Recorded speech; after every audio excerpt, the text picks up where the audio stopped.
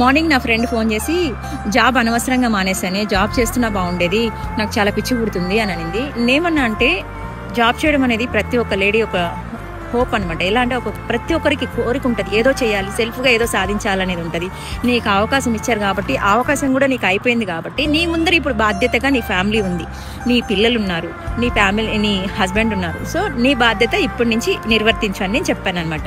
ఇంకోటి ఏంటంటే ఇప్పుడు మనం జాబ్కి వెళ్తామండి, మన టైం కానీ మన వర్క్ కానీ ఎవరు డిసైడ్ చేస్తారు? టీమ్ లీడో మేనేజరో అది. సో ఇప్పుడు నీ టైం నీ చేతిలో ఉండదు, నీ వర్క్ నీ చేతిలో ఉండదు.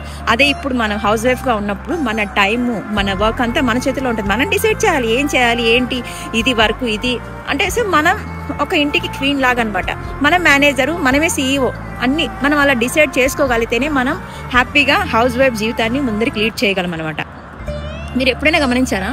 ఒక జంటికి బాగాలేకపోతే కొంచెం సఫరింగ్ ఉంటుందే కానీ ఒక లేడీకి బాగాలేకపోతే చూడండి ఆ ఇల్లంతా డిస్టర్బెన్స్ ఉంటుంది అనమాట. కొన్ని రోజులు కాదు, కొన్ని మంత్స్ పడుతుంది కోలుకోవడానికి, కొంతమందికి ఇయర్స్ కూడా కోలుకోవడానికి టైం పడుతుంది.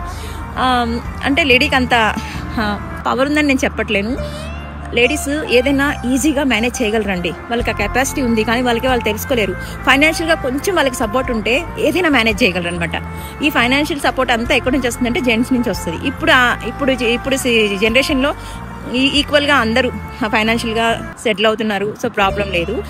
నేనేమంటున్నా అంటే హౌస్ వైఫ్స్ చాలా స్ట్రాంగ్గా ఉండాలి. హౌస్ వైఫ్ స్ట్రాంగ్గా ఉంటేనే వాళ్ళ ఫ్యామిలీ కానీ కిడ్స్ కానీ అందరూ కూడా చాలా స్ట్రాంగ్గా ఉంటారు. ఎందుకంటే మన టైం మన చేతుల్లో మనం మేనేజ్ చేసుకోవాలి. మనం ప్రాపర్గా ఈ టైంని మేనేజ్ చేసుకుంటే ఆటోమేటిక్గా, ఎందుకంటే టైం మీద డిపెండ్ అయి ఉంటాయి అన్ని పనులు. ఇప్పుడు టైం 3 అయింది, నేను ఇంటికి వెళ్తే మళ్ళీ 3 ఉంటుందా? ఉండదు కదా, 4 అవుతుంది. అట్లా నేనేమంటున్నా అంటే టైం ఎక్కడ ఆగదు, మన పనులు అయిపోతాయి అంతే. టైంతో పాటు మనం ముందరికి వెళ్తాం కాబట్టి ఆ టైంని మనం ప్రాపర్గా మేనేజ్ చేసుకుంటే ఆటోమేటిక్గా పనులన్నీ అయిపోతాయండి. అంతేగాని జరిపిన ఇప్పుడెప్పుడో 6 నెలల క్రితం జాబ్ మానేసి నాకు బాధగా ఉంది, అనవసరంగా జాబ్ చేస్తున్నా బాగుందంటే ఇప్పుడు దాని థింకింగ్ వల్ల 1 అవర్ వేస్ట్ అయిపోయింది అనవసరంగా. ఎందుకు? దాని బదులు ఏదైనా మూవీ చూసో లేదంటే ఏదైనా అలా ఎంజాయ్మెంట్కి ట్రై చేయొచ్చు కదా. అలా థింకింగ్ ఉండడం వల్ల దానికి ఇంకా 4 థింకింగ్ యాడ్ అవుతుంది తప్పించి దానికి సొల్యూషన్ అయితే లేదనమాట.